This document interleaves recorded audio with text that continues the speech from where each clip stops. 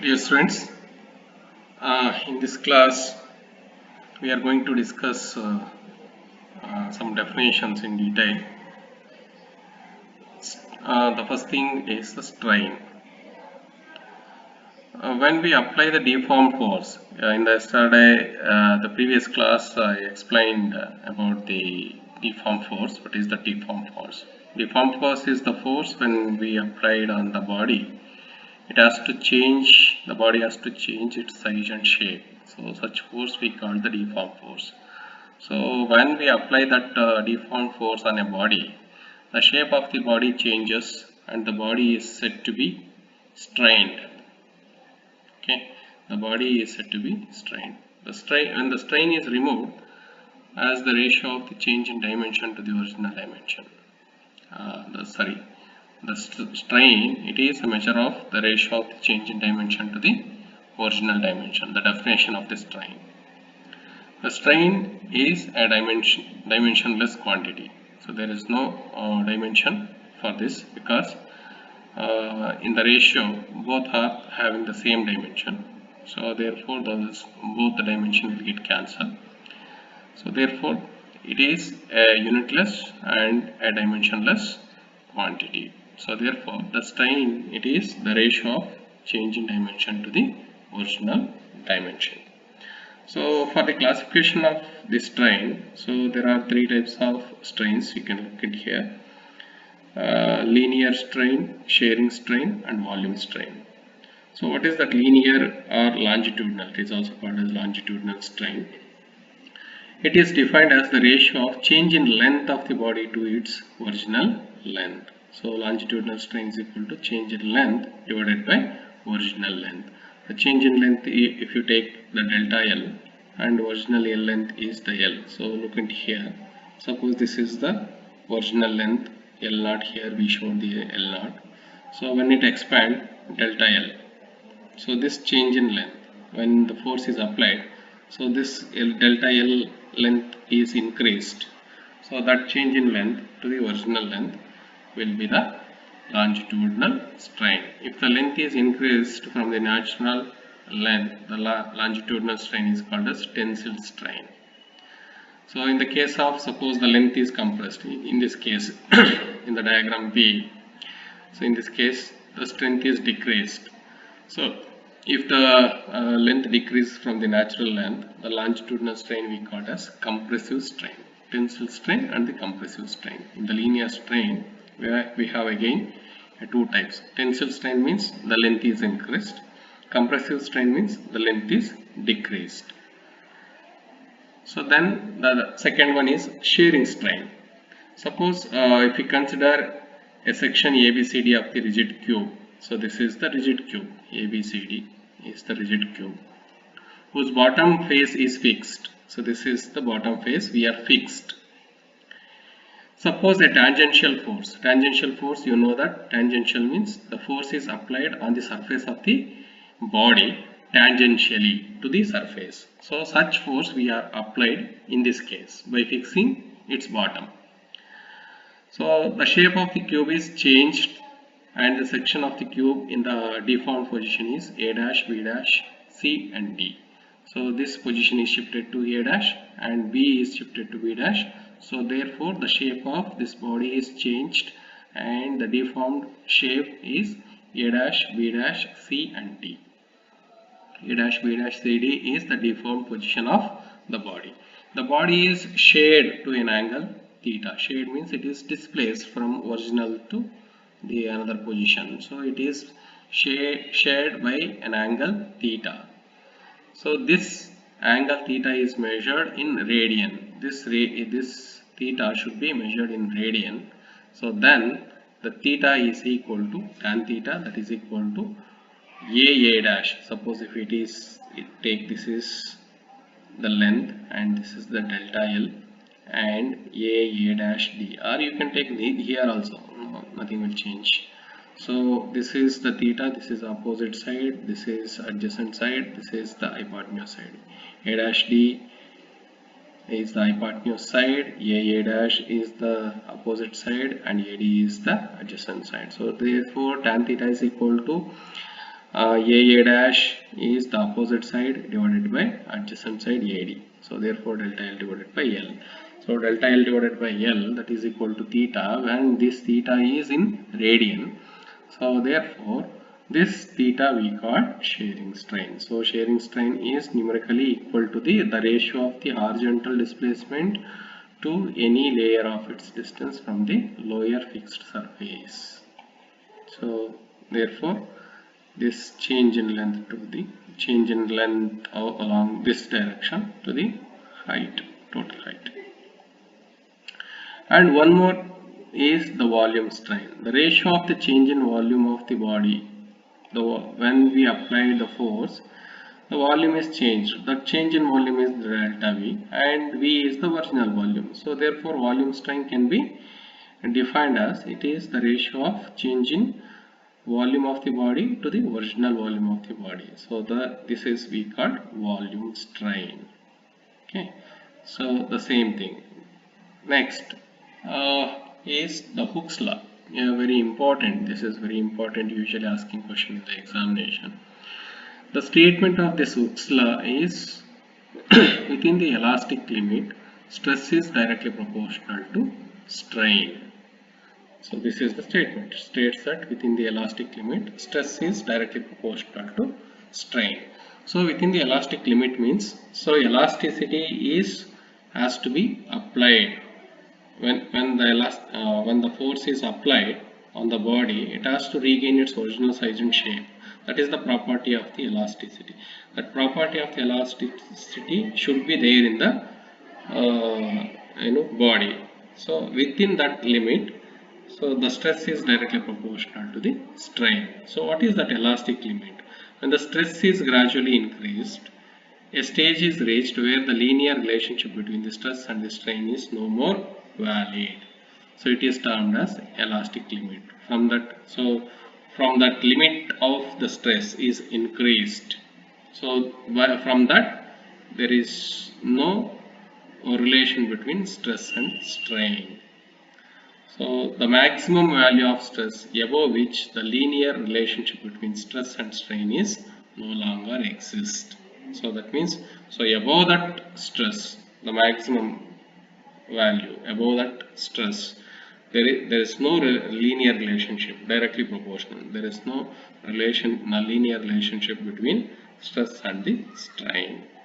So therefore it states that within the elastic limits, stress is directly proportional to the strain. So therefore as per the statement, so stress is proportional to strain. Stress is equal to a constant into strain, or the ratio stress divided by strain is a constant.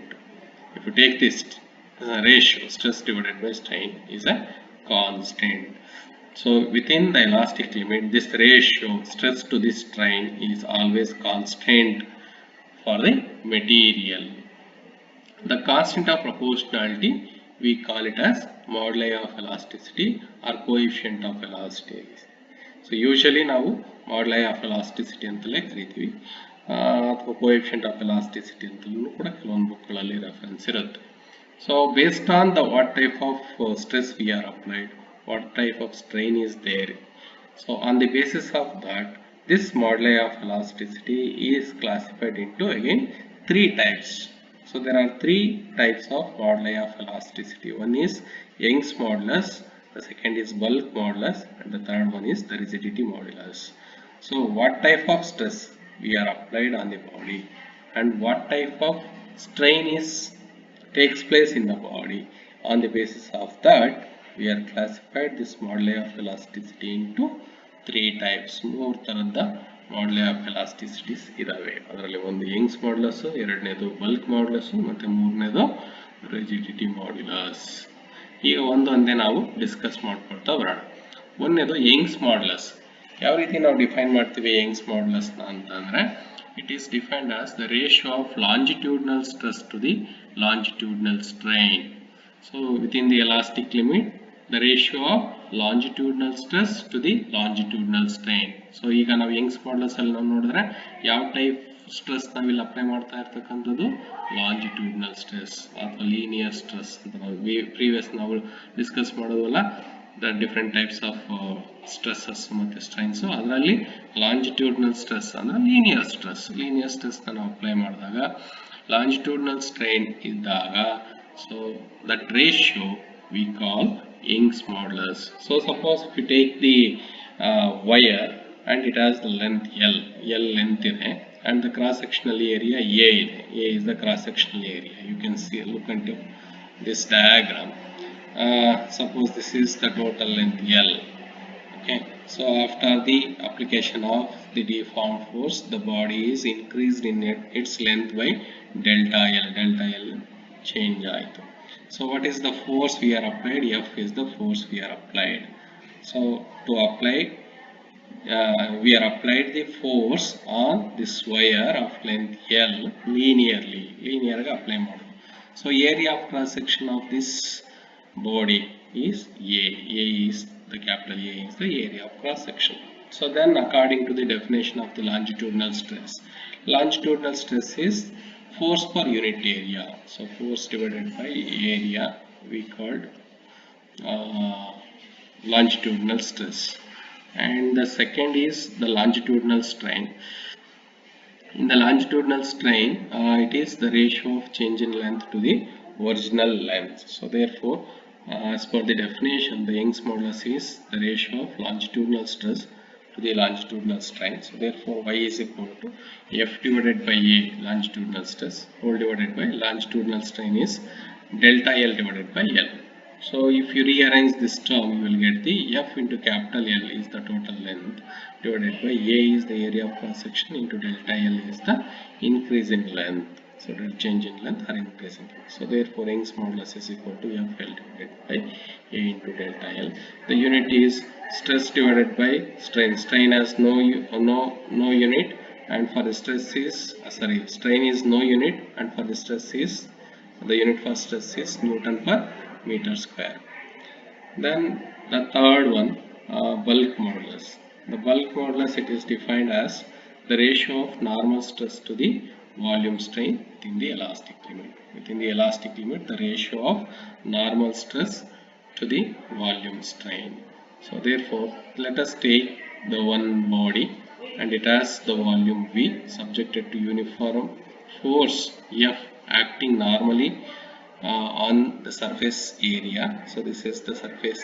So the dotted line is the dotted line original volume antane tagolli. We are applied the force normally to the surface of the volume of the body. In such cases, delta V is the volume we changed in the produced in the original volume V. So therefore normal stress is force per unit area and the volume strain is delta V divided by V. So bulk modulus is equal to normal stress to the volume strain. So therefore F into V divided by F divided by A whole divided by delta V divided by V.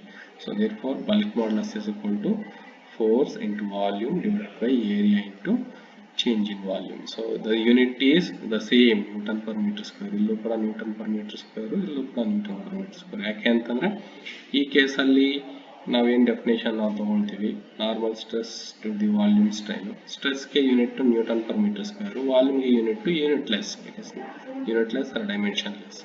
So ಹಾಗಾಗಿ newton per metre square is the unit of bulk modulus.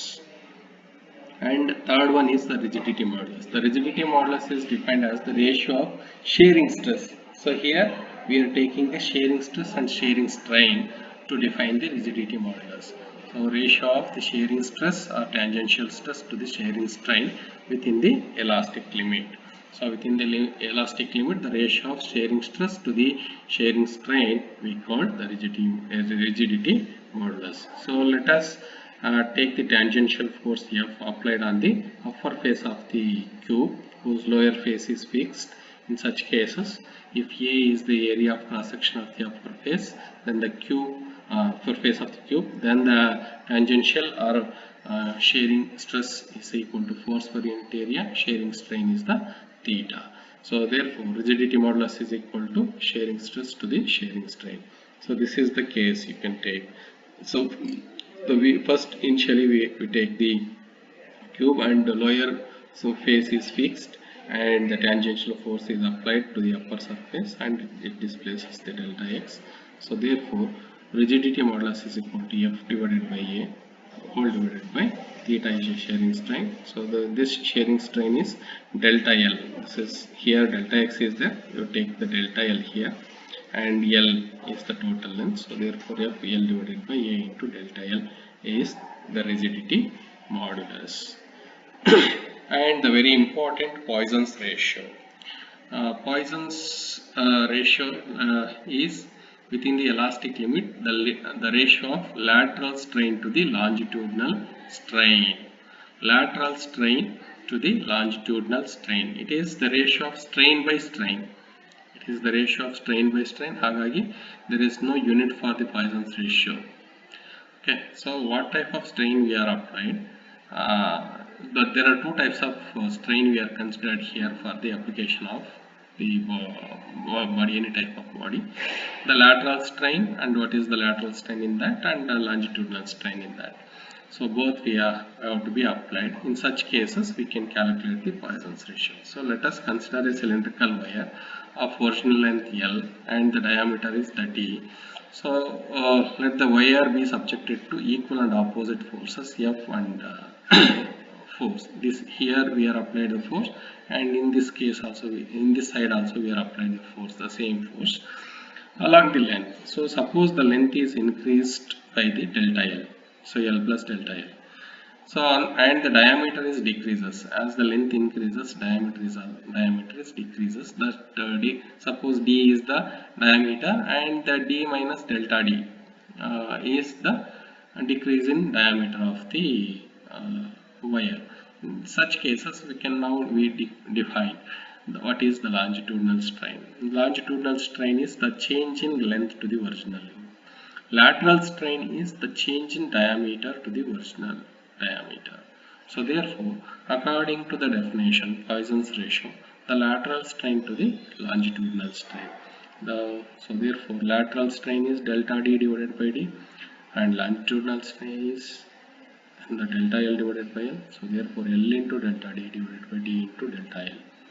So this is the Poisson's ratio. So these are all the basic definitions, very important thing in the elasticity chapter. So if you know these definitions, now we can in the next class we can go to derive the relations between the Young's modulus, rigidity modulus, bulk modulus and the Poisson's ratio. So Poisson's ratio has the no dimension and it has no unit. So usually we represent the sigma for the Poisson's ratio, n for the rigidity modulus, and bulk modulus, k for the bulk modulus, y, and some books they may use q for the Young's modulus.